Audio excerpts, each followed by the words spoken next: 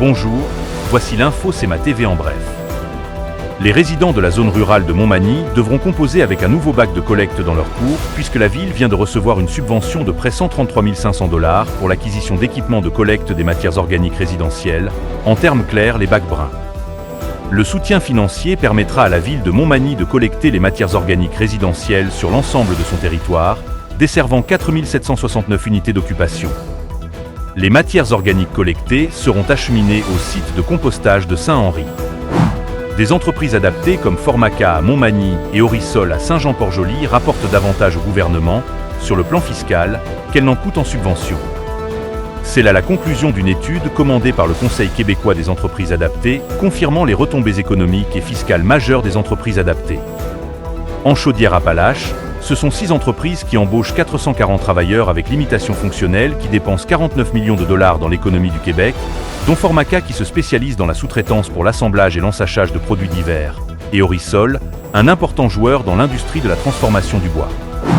Selon des informations obtenues par le Journal de Québec, la CDPQ Infra suggérera pour la capitale une ligne principale de transport collectif qui sera un tramway, comme le proposait initialement la ville de Québec, mais au gabarit réduit.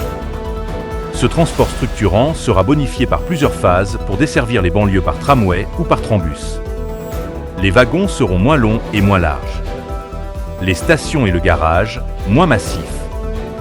Dès la première phase, 2 antennes de trambus sont suggérées, une entre le pôle Sainte-Foy et le secteur des Jardins, à Lévis, et l'autre sur le boulevard Charret, sur 5 km. L'achalandage ne justifie pas la construction d'un 3e lien autoroutier entre Québec et Lévis, selon les experts de CDPQ Infra, mais il soulève l'enjeu de la sécurité économique pour laisser au gouvernement le soin de trancher sur sa pertinence. Enfin, en France, le président Emmanuel Macron exclut de démissionner, quel que soit le résultat, des élections législatives anticipées convoquées après la défaite de son camp aux européennes. C'est ce qu'il a précisé dans un entretien publié mardi par le Figaro Magazine. Au sport. Ligue nationale de hockey. Les Panthers de la Floride ont remporté le match numéro 2 de la finale de la Coupe Stanley contre les Oilers d'Edmonton avec une victoire de 4-1 hier lundi. La victoire des Panthers leur a permis de prendre une avance de 2-0 dans la série finale de la Coupe Stanley. La série s'amène à Edmonton alors que le prochain match sera disputé à 20 h ce jeudi. Pour plus d'informations, visitez le sematv.ca ou suivez le fil Twitter X de SEMA TV.